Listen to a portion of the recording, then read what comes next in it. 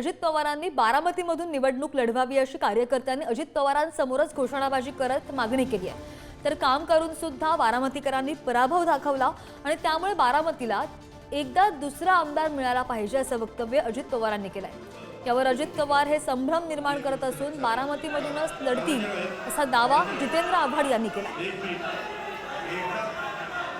आपण जर पाहिलं तर नवीन नेतृत्व तयार व्हावं असं वक्तव्य अजित पवारांनी त्यांच्या भाषणामध्ये केलं होतं आणि अजित पवारांसमोरच कार्यकर्त्यांनी ही घोषणाबाजी करत मागणी केल्याचंही दिसतंय।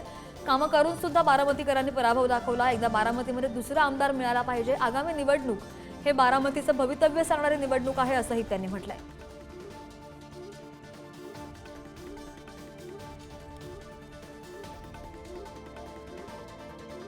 जिथं पिकतं तिथं विकत नसतं। तुम्ही एक गोष्ट लक्षात घ्या।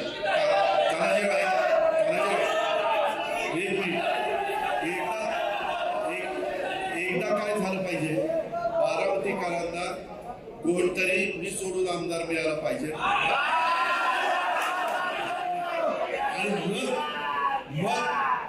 मग तुम्ही माझी 91 ते 2024च्या माझ्या कारकिर्दीची तुलना करा। मला नाही वाटत ते लढणार नाही, ते बारामतीच लढणार। ही लोकांची मानसिकता संभ्रमावस्थेत नेणं ही एक कला आहे आणि त्या कलेचा ते वापर करतात। त्यामुळे लोकांची सहानुभूती कशी निर्माण होईल यासाठीचा प्रयत्न आहे।